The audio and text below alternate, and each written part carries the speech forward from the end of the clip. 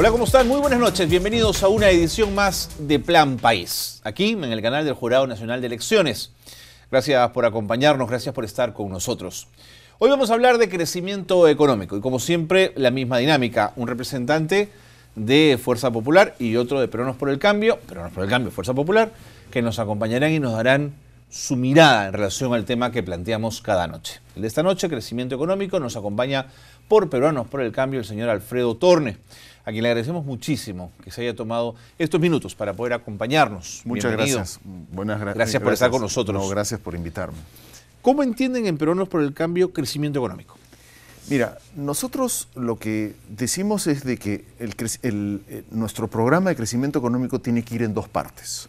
O sea, una parte que nosotros le llamamos el estímulo económico, es decir, cómo hacemos para llegar a nuestro crecimiento de largo plazo. Y la segunda es cómo hacemos para que la economía crezca de manera sostenible, es decir, para que la economía se mantenga creciendo. Nuestra meta de crecimiento es 5%. Y lo que necesitamos son políticas que nos mantengan al 5% o más. ¿No? Políticas saludables y sostenibles en el tiempo. Nosotros los economistas le llamamos al primero el programa de reactivación económica y al segundo le llamamos las reformas estructurales. De acuerdo, vamos con la reactivación. Sí. El país va a demandar muy pronto que esto ocurra y querrá sentirlo inmediatamente. ¿Cuáles son las líneas matrices de ese plan? Ahora, quizás deberíamos dar un paso para atrás. De acuerdo. O sea, ¿por qué es necesario reactivar la economía? Vamos con ello, entonces. La economía va a crecer al primer trimestre al 4.5%. Entonces, el televidente se debe preguntar, bueno, ¿por qué un país que crece al 4.5%, que está muy cerca de su crecimiento potencial, debería de justificarse un programa de reactivación? La razón es muy sencilla para el televidente, es de que gran parte de este crecimiento depende, irónicamente, de que a la minería le está yendo muy bien. Hemos tenido una serie de proyectos mineros, como el de Las Bambas, Cerro Verde, Toromocho, que han producido más de lo que se esperaba. De acuerdo. Y pese a que hay varios detenidos además, varios proyectos que están ahí en Puerta la Puerta del Horno. Y siendo la minería un sector tan importante, representa el 14% del PBI, eso lo que significa es que la minería por sí sola, de ese 4.5% le está dando entre 2 y 2,5 puntos porcentuales. Pero todos esos proyectos acaban 2016-2017. Mire, ¿no? Entonces, eso lo que significa es que nuestra obligación como alternativa de gobierno es cuáles van a ser las fuentes de crecimiento futuras. Entiendo. Entonces, ahí es donde decimos un programa de reactivación y un programa de reforma estructural. De acuerdo. Dicho eso, vamos ahora sí con la reactivación. Sí. ¿En qué pilares se va a sentar? La reactivación se asienta en tres partes. Una es, nosotros le llamamos un impulso fiscal, pero en realidad no es un impulso fiscal. Lo que nosotros decimos es de que no vamos a poner los frenos fiscales, ¿no? Queremos plantear un cambio en la ley de transparencia fiscal para que nos permita mantener el déficit al 3%. Este gobierno va a dejar el déficit más o menos entre 2.5 y 2.8. Entonces, por eso decimos no poner el freno fiscal, es decir, que no tengamos que reducir ese déficit porque eso le quitaría, contraría crecimiento. Y decimos una meta de 3% hasta el 2019 y de ahí bajaríamos un punto porcentual por año al 2% en el 2020 y al 1% en el 2021. El 1% es lo que hoy día manda la ley de transparencia fiscal. Entonces, entregaríamos de vuelta el país con el déficit fiscal que establece la ley de transparencia. ¿No es peligroso, le interrumpo, según algunos economistas, mantener el déficit 1 o 2 años más? Mira, yo pienso que eso es muy interesante. Primero, y creo que a diferencia de Fuerza Popular, nosotros estamos estableciendo un compromiso de déficit fiscal, un techo de déficit fiscal. Que en algún momento vamos a exceder este 3% hasta el 2019 y lo vamos a bajar al 1% del 2021. Ellos, a diferencia nuestro, ellos no establecen ningún déficit fiscal, ¿no? Nosotros tenemos un compromiso, es decir, nos vamos a comprometer temporalmente a mantener el déficit donde nos los entregaron y lo vamos a regresar mejor de donde nos los entregaron. En segundo lugar, le vamos a poner un límite al crecimiento del gasto corriente, Ya. equivalente a la tasa de crecimiento potencial de la economía, que hoy día, según el Fondo Monetario, es 3.5%. De acuerdo.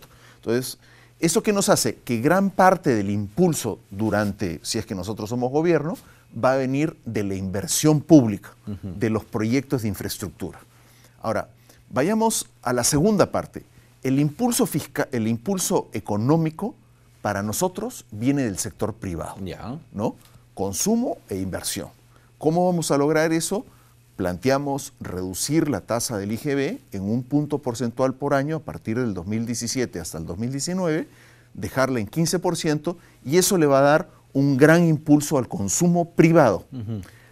Fuerza Popular ha cuestionado mucho, ha señalado que eso no reactiva nada en general, que no es cierto que bajar impuestos reactive. Bueno, esa es la percepción de ellos, porque para ellos gran parte del gasto es un gasto público. Ajá. Lo nuestro es un estímulo privado. Ok.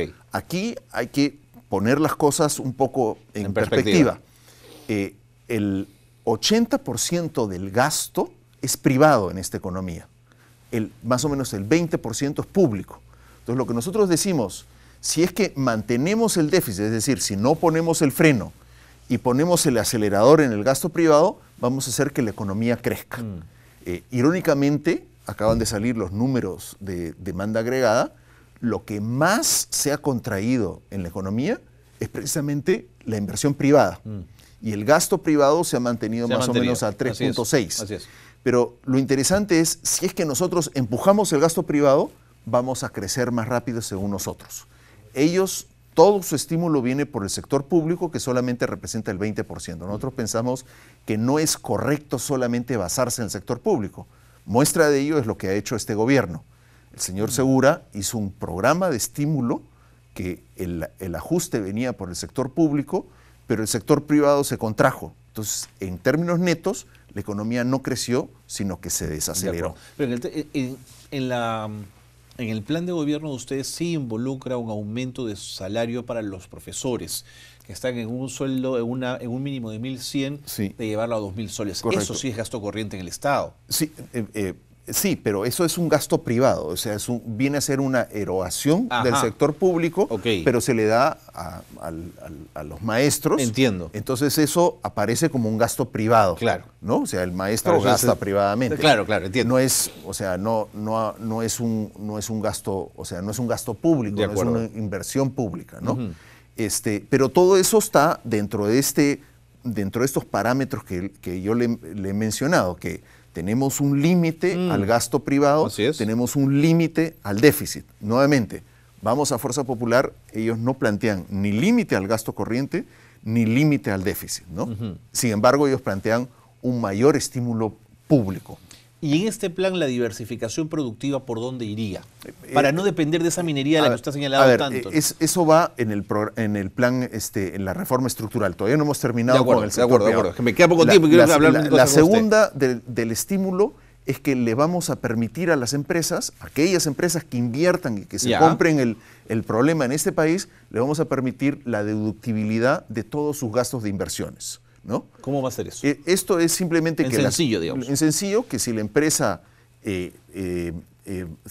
tiene que pagar 100 de impuestos y gastó 20 en inversiones, es decir, compró una computadora, compró un edificio, etcétera, pues va a pagar solamente 80, ¿no? O sea, 100 menos 20.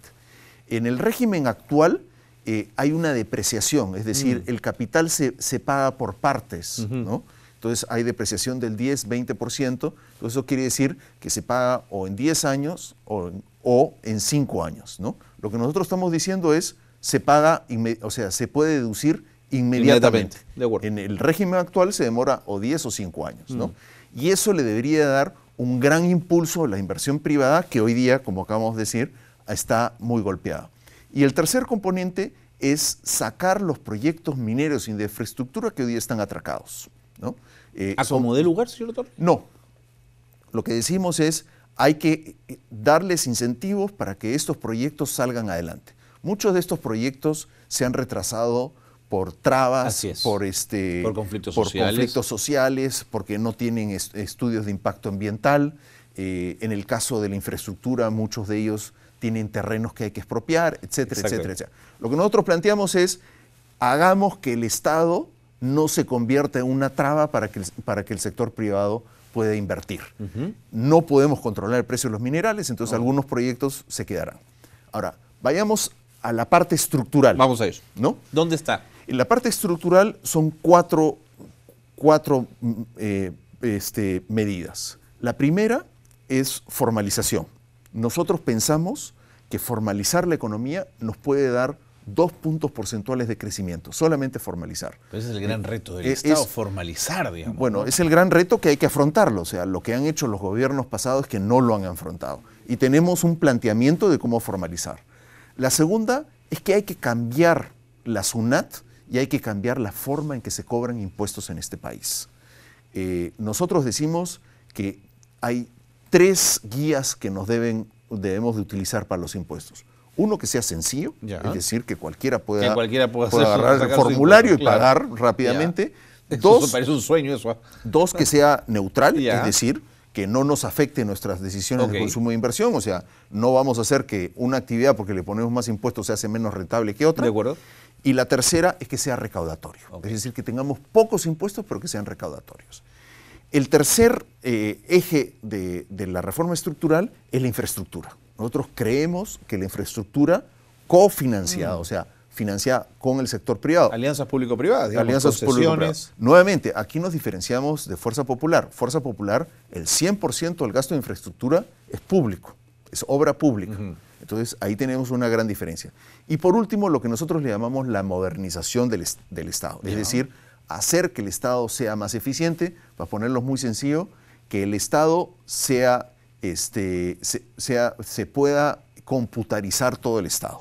Es decir, que muchos de los trámites que se hacen se pueden hacer desde la computadora de su casa y simplemente hacer los trámites. Es decir, hacer más eficiente el servicio de salud, el servicio de pensiones, los pagos de las pensiones, en fin, todo lo que involucre el Estado. Sacar licencias para construir, sacar licencias, todo lo que es SUNAFIL, etcétera, etcétera.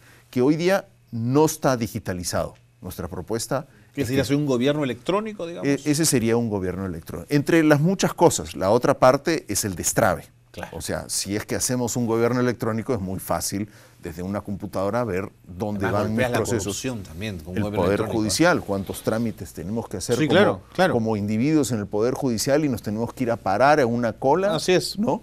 Si es que logramos eso, logramos. O por último, sacar una cita en el hospital. Hoy día, al de a pie, le toma 30 días sacar una cita con un médico, ¿no? Si es que podemos tener el seguro social, salud, por ejemplo, digitalizado, podemos sacar esto. Me queda un minuto y quiero cerrar con el tema de los destraves, del SNIP regional como proyecto. ¿Qué les parece? Nosotros tenemos un planteamiento que puede ser parecido, pero es muy distinto. Nosotros en infraestructura decimos que proinversión tiene que regionalizarse. Ajá. ¿Por qué proinversión y por qué no en el debate, además, ¿no? Sí, ¿por qué no el SNIP? El SNIP es un mecanismo de fiscalización. Ya. El proinversión es un mecanismo de desarrollo de proyectos. De aliento, así es, claro.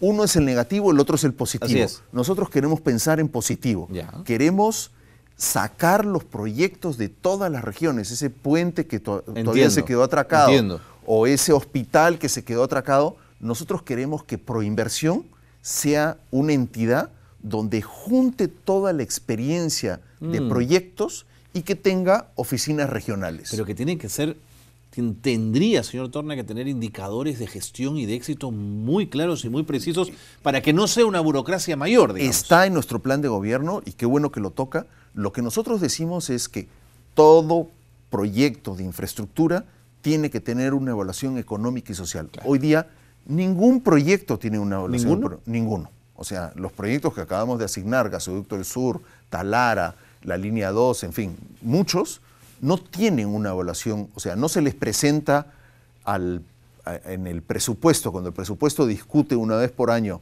cuáles proyectos vamos a hacer, no hay una evaluación económica y social, de decir cuál es la rentabilidad para el contribuyente de ese sol gastado en ese proyecto.